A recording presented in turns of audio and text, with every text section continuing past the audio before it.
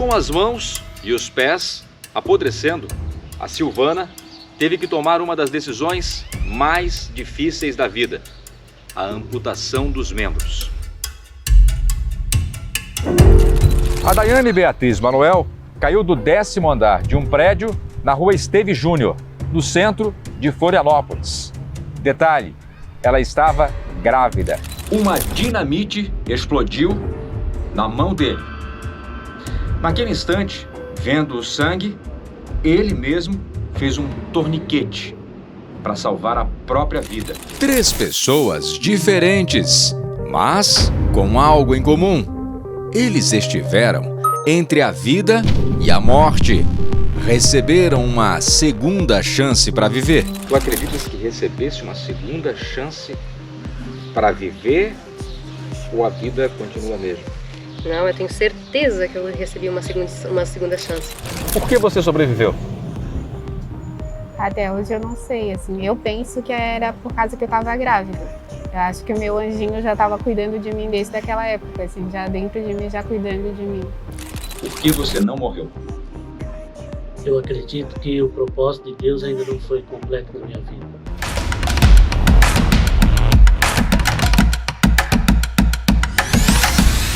Manhã de domingo, nós estamos na BR-101 em direção a Gaspar, aqui no estado de Santa Catarina. Nós estávamos em Florianópolis e de Floripa até Gaspar dá aproximadamente 1h30 de carro.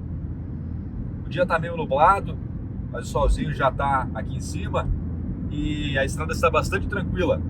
Essa história que nós estamos indo gravar em Gaspar vai emocionar você. Vamos entrevistar a Silvana, uma jovem de 36 anos, mãe de 3 filhos, uma de 20, uma de 3 e uma de 2 anos. A Silvana teve uma infecção generalizada e precisou fazer uma das escolhas mais difíceis da vida: morrer ou continuar viva. Sem as 2 mãos e sem as 2 pernas amputadas acima dos joelhos. Uma longa viagem em busca de respostas. O que exatamente aconteceu com Silvana? É o que estamos prestes a descobrir. Nós chegamos agora na casa da Silvana, agora são 9h30 da manhã de domingo. Essa é a casa dela, aqui em Gaspar. Estou aguardando agora ela chegar para receber a gente. Entramos, estacionamos e aguardamos por Silvana. Rapidamente ela aparece, junto da filha, na cadeira motorizada. Como é que tá, Silvana? Tudo bem? Tudo certo? Prazer, Fernando.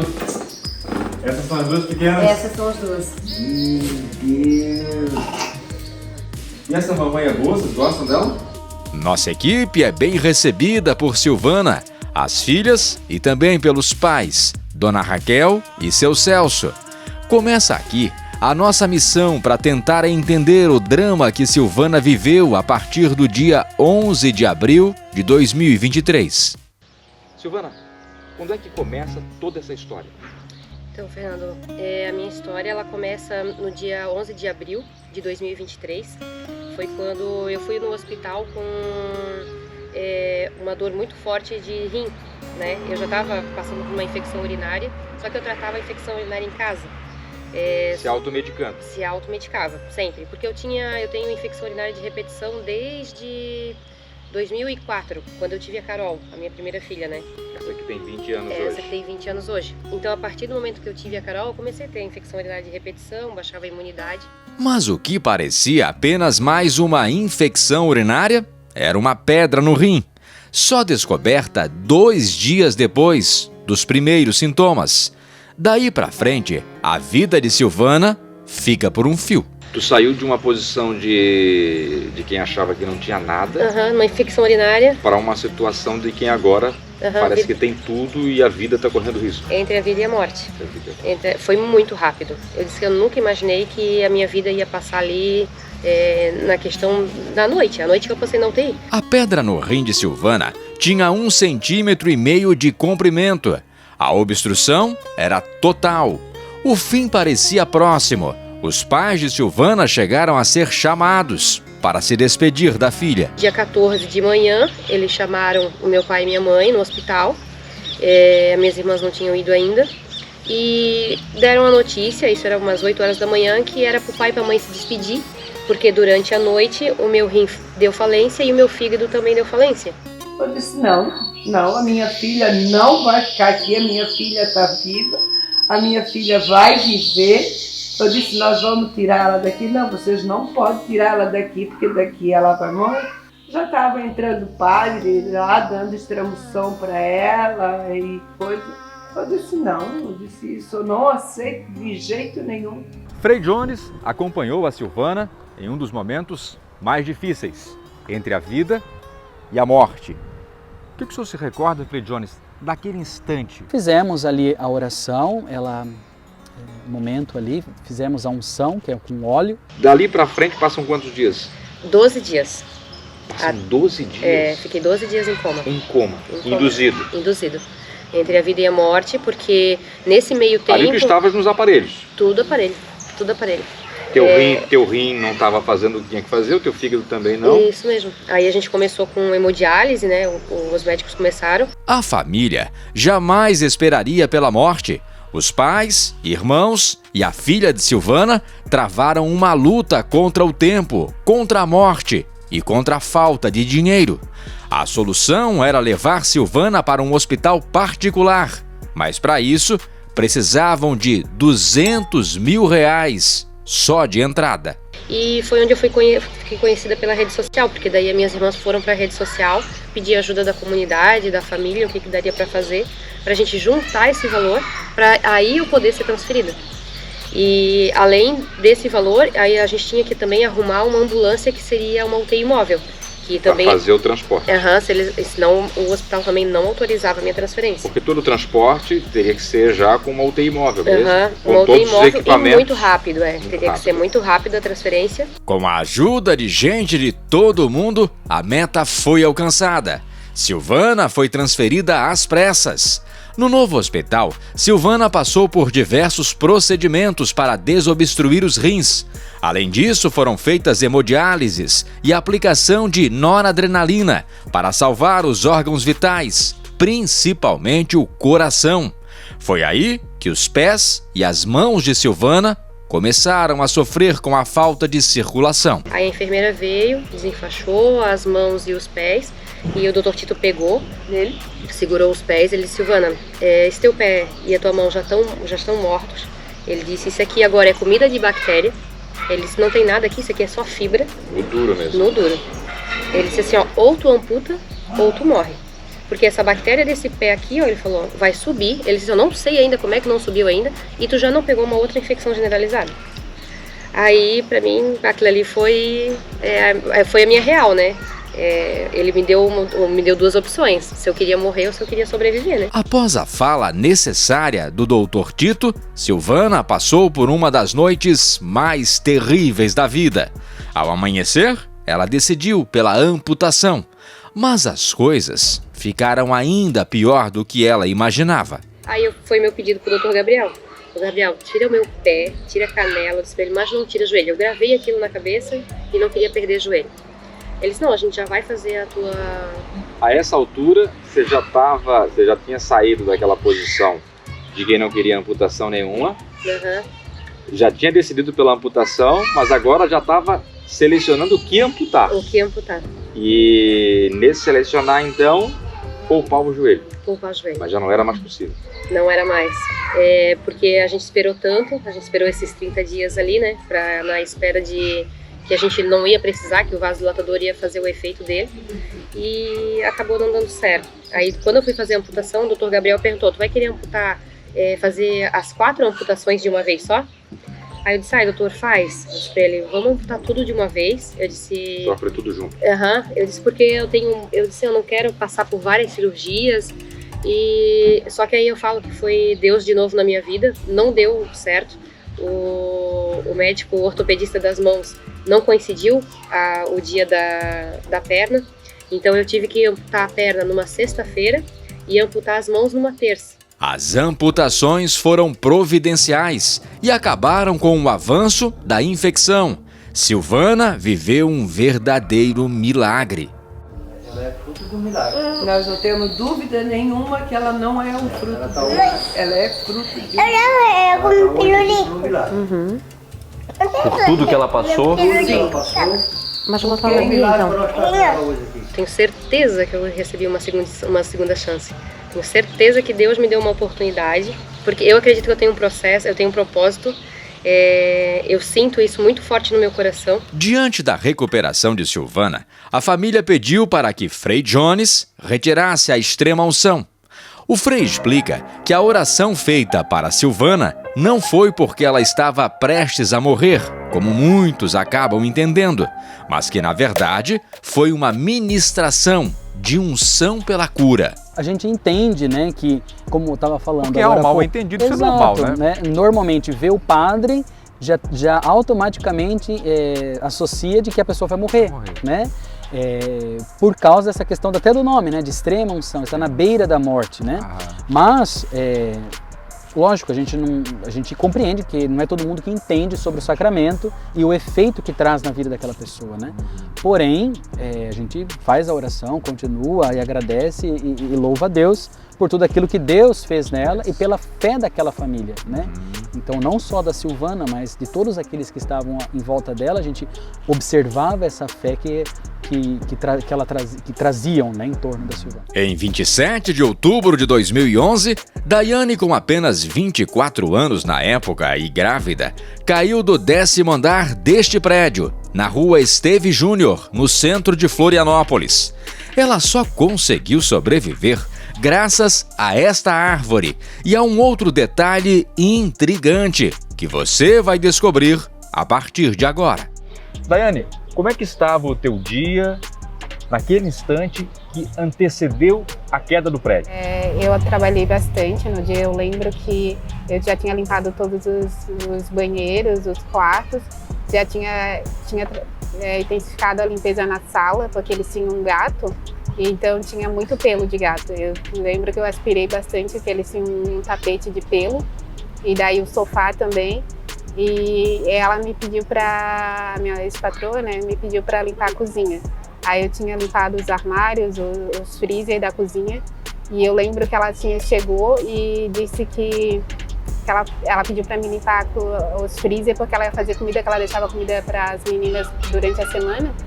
E daí, quando que ela chegou, eu já tinha limpado, já tinha guardado as coisas novamente. E ela viu que ela disse que eu não tinha secado os saquinhos direito, que ia dar gelo de novo, ia ficar com muito gelo e ia limitar o espaço dentro do freezer. Daí ela fez eu tirar tudo de novo e tirar os saquinhos e secar os saquinhos por fora para poder guardar novamente.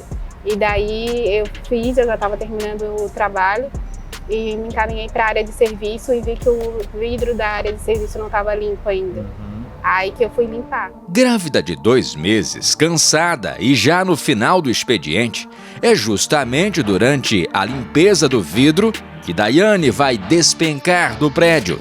A diarista conta que tinha o costume de sentar na janela para limpar os cantinhos do lado de fora. E eu fazia isso, de sentar na janela para poder limpar por fora. Daí com uma mão tu se segurava do lado de dentro e com a outra você ia limpando o vidro. Ia limpando o vidro.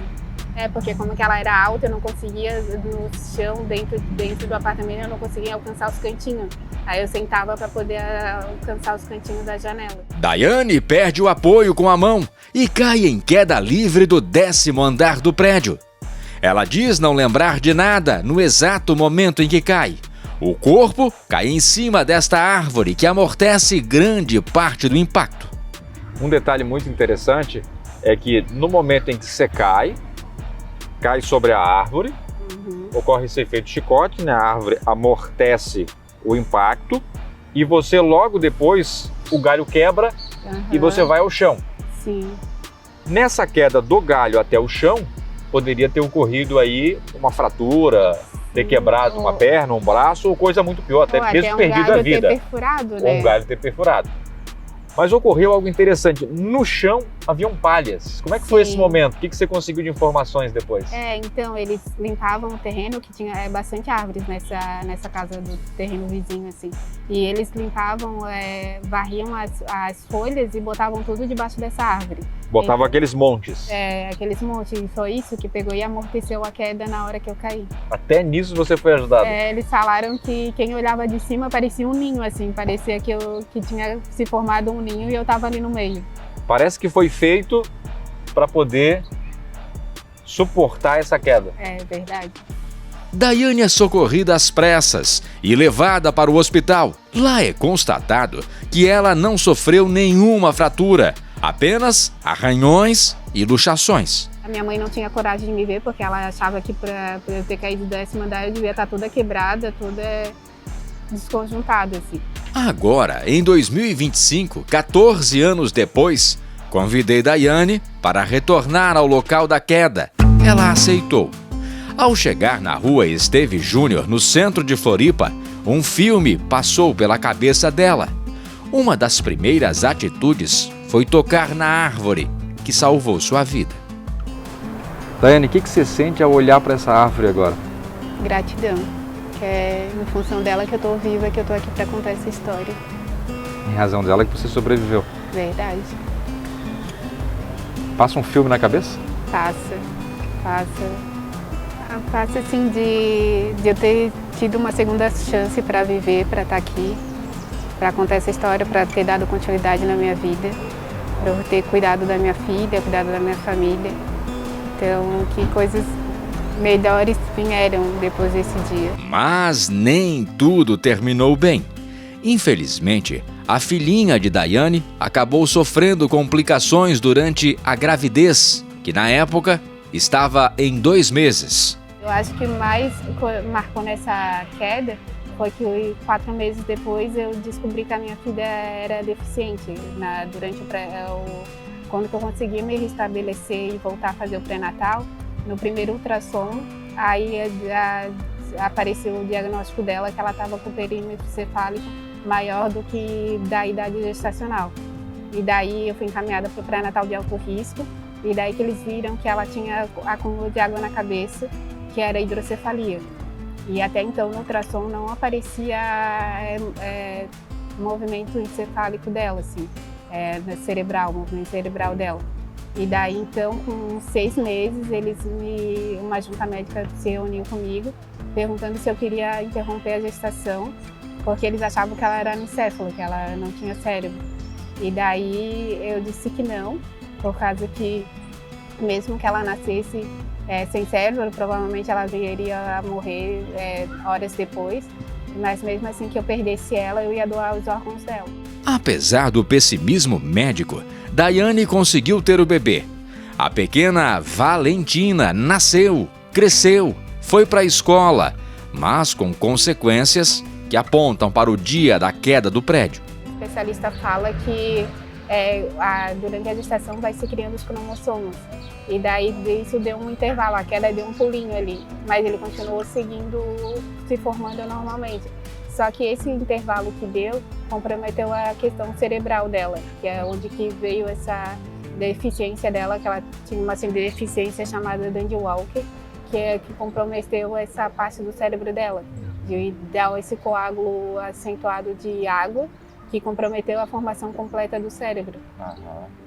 Ou seja, você sobreviveu à queda, mas acabou afetando o desenvolvimento da Valentina. Dela. Sim, até a sensação de queda. Eu não tinha, assim, os médicos achavam que... Mas ela sentiu? Que ela sentia, quando a gente ia botar ela na cama, ela se segurava. Ela tentava segurar na gente com medo de estar caindo. Tipo, eu não fiquei com isso, porque eles falaram que era até bom, porque eu não ia conseguir dormir. Porque a sensação de quando eu ia pegar no sono de estar caindo, eu ia vir à tona. Eu não tive isso, mas ela tinha. Valentina morreu aos 9 anos de idade, em 2020.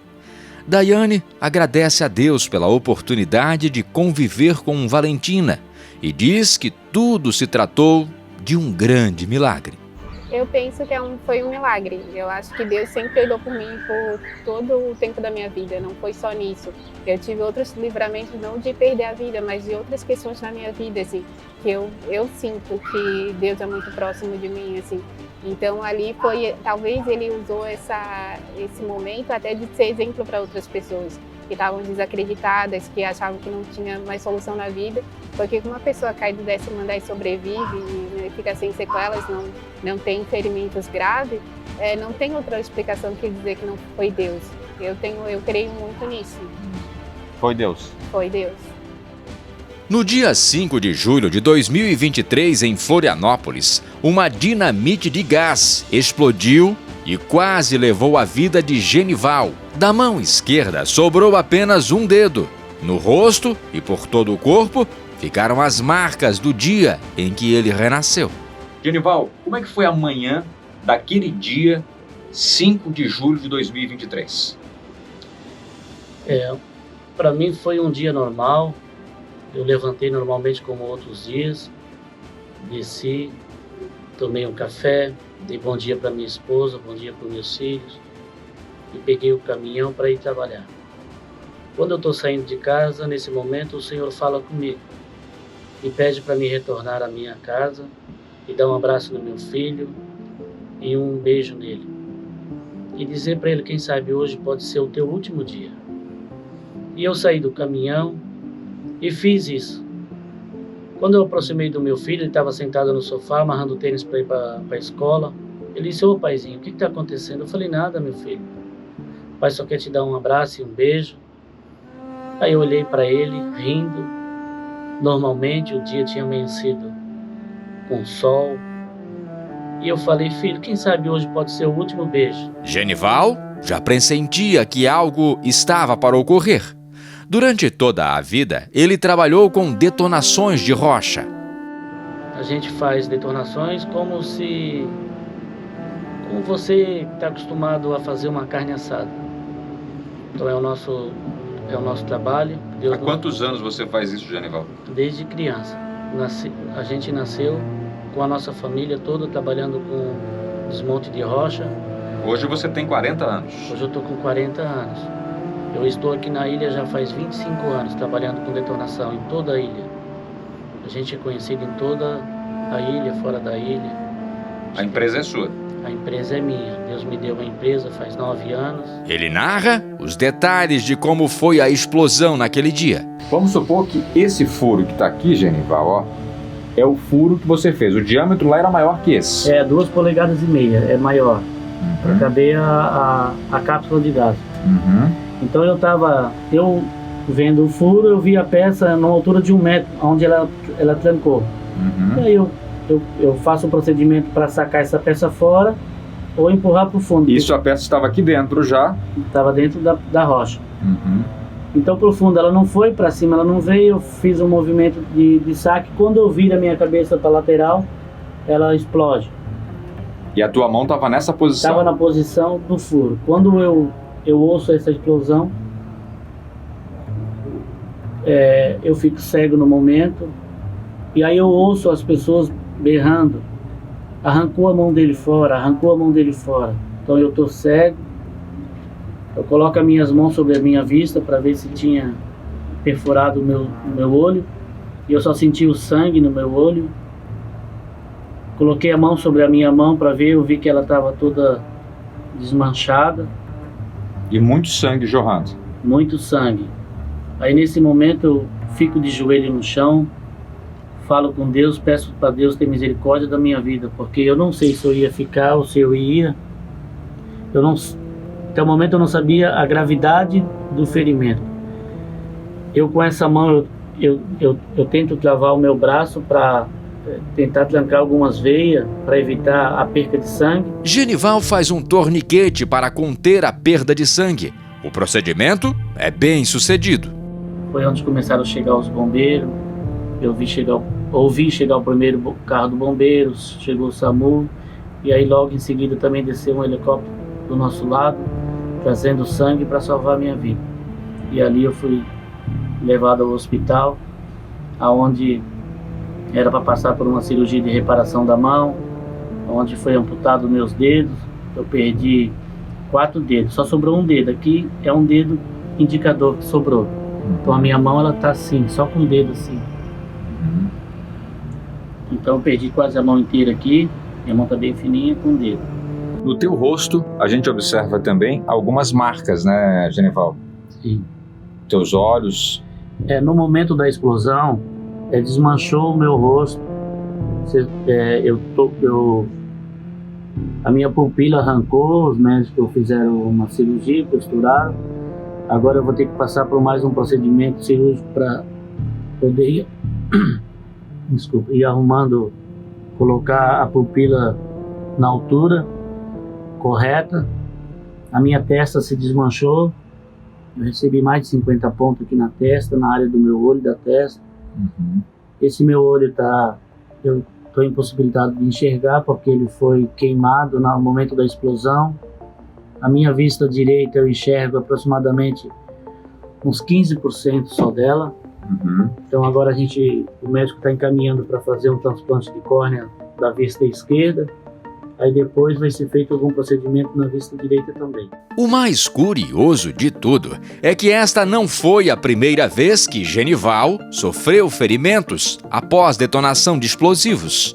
Quando ocorreu este acidente, faltava apenas um dia para completar 5 anos da última explosão, em que ele também quase perdeu a vida. Quando você faz a detonação, algumas cápsulas falham dentro da rocha. E nesse dia eu bati numa cápsula que tinha ficado falhada, quando eu estou perfurando. E quando bato nessa cápsula, eu escuto um estouro, uma detonação. E o martelo passa, o martelo de perfuração é um martelo assim que você segura com as duas mãos, e ele passa e tora minhas duas pernas. Só escuto o estouro, eu voei uma altura de 5 metros de altura, rolei no ar, caí sentado. E no momento que eu caí sentado, eu passo a minha mão no corpo para ver se eu não tinha me machucado. E aí eu tentei ficar em pé. Eu vi as minhas duas pernas quebradas e o osso saltado para frente. Eu falei, meu Deus, é o meu fim. Aí eu disse, Senhor, não deixa eu morrer. Mesmo sem as duas pernas, mas deixa eu vivo, eu tenho 3 filhos em casa para criar. E nesse momento eu peguei meu telefone do bolso, liguei para minha esposa e falei, amor, se tu quiser viver com um homem sem as duas pernas, tu vai orando para Deus me deixar vivo, porque explodiu uma mina em mim e arrancou minhas duas pernas. E aí desliguei o telefone e liguei para o meu pastor. Falei, pastor, aconteceu um acidente comigo, explodiu uma mina em mim e arrancou minhas duas pernas, vai pedindo oração. E aí desliguei e liguei para o bombeiro. Falei para o bombeiro, olha, eu estou aqui no Cacupé, num condomínio, no Madre Berta, e manda um helicóptero porque explodiu uma mina em mim e arrancou minhas duas pernas. E a moça falou, calma, calma, não é assim. O que aconteceu? Eu falei, moça, eu estou indo embora. Porque nesse momento eu senti que algo descia de cima da cabeça e eu comecei a congelar. Eu falei, moça, manda o tapa porque eu estou morrendo. E aí a minha esposa chegou no local nesse momento. E quando eu desliguei o telefone do bombeiro, eu escutei uma voz. Essa voz ela não entrou pelo meu ouvido, ela entrou por todo o meu corpo, pela lateral do meu corpo. E disse, faz um torniquete, faz um torniquete, faz um torniquete. Por 3 vezes o Senhor falou comigo. E eu naquele momento, eu senti que era Deus. E aí eu falei pro meu funcionário, corre no caminhão, pega 2 cordas. Ele disse, pra que tu quer corda, seu louco? Ele disse, não, eu quero corda para fazer um torniquete. E aí Deus começou a mostrar para mim, quando eu fiz a minha carteira em 2001, surgiu uma lei que era obrigatório fazer o curso de primeiro socorro. E como eu também não tinha estudo, até a minha família dizia, ele não vai passar, porque agora surgiu essa lei, tem que fazer esse curso. E eu fui, e Deus me honrou, eu fiz a carteira, fiz o curso, passei, mas nunca usei. E nesse dia do acidente, o Senhor começou a mostrar para mim como se eu visse numa tela de televisão, e eu ali fazendo o curso e o Senhor me orientando. E no momento da explosão eu amarrei as minhas pernas, fiz o torniquete. E quando os bombeiros chegaram, perguntaram, quem foi que fez os torniquetes em você, Genival? Eu falei, não, eu ouvi uma voz e eu tenho certeza que foi Deus me orientando e eu fiz os torniquetes. Ele disse, muito bem, porque foi o que salvou a tua vida, porque senão de 5 a 8 minutos você estaria morto. Genival, depois de ter passado por isso, pela 2ª vez, quase ter perdido a vida, a pergunta é, você vai continuar trabalhando nisso assim que se recuperar? Sim, vamos dar continuidade, mas de uma maneira diferente. eu não vou mais usar esse material explosivo, essa cápsula de gás, porque ela é um material muito perigoso. E esse material é um material legalizado, ele é homologado, ele é considerado como um material pirotécnico, mas ele é uma máquina de matar gente. Silvana, Daiane e Genival viveram entre a vida e a morte e tiveram uma segunda chance para viver. Como explicar tudo o que eles viveram sem acreditar numa força superior capaz de realizar milagres e poupar a vida em situações quase inacreditáveis? Eu acredito que tudo na nossa vida existe um propósito. Tudo, né? As coisas boas e as ruins que acontecem em nós sempre tem um propósito, sempre é algo que devemos fazer uma reflexão sobre aquilo, né? No caso dessas pessoas que recebem essa segunda chance, né? Também acredito que o que tem por detrás é um propósito. Há um propósito, né? Certamente a Silvana, ou né, esses casos que também você colocou, eles têm um propósito na vida deles, seja para eles próprios, ou seja para a família, ou seja para um grupo de amigos, ou seja para quem está à sua volta. Tudo na nossa vida tem um propósito, não é um mero acaso que essas pessoas elas acabam ganhando de Deus essa segunda chance, né? Então basta eles descobrirem esse propósito, né? O propósito dessa segunda chance, o propósito de uma pessoa estar passando por uma certa dificuldade hoje, um propósito de uma doença, tudo existe um propósito. Por quê? Porque a mão de Deus está sempre conosco. A mão de Deus nunca sai de nós. Nós podemos às vezes querer sair da mão de Deus, mas a mão de Deus sempre caminha conosco. Então, deste modo, a gente percebe que essa mão vai nos empurrando em algumas situações. Não porque Deus quer que a gente sofra, pelo contrário, porque Ele quer que a gente entenda o propósito da nossa vida, né? E algumas das vezes acontece essa segunda chance para algumas pessoas, para realmente eles entenderem o que é o essencial na vida deles, ou o propósito da vida deles. Viva o hoje o máximo que puder, ame hoje o máximo que puder e abrace quem puder, porque a gente não sabe se amanhã a gente vai poder dar um beijo ou abraçar alguém e fazer o bem hoje também, né? Essa é a minha mensagem para todo mundo.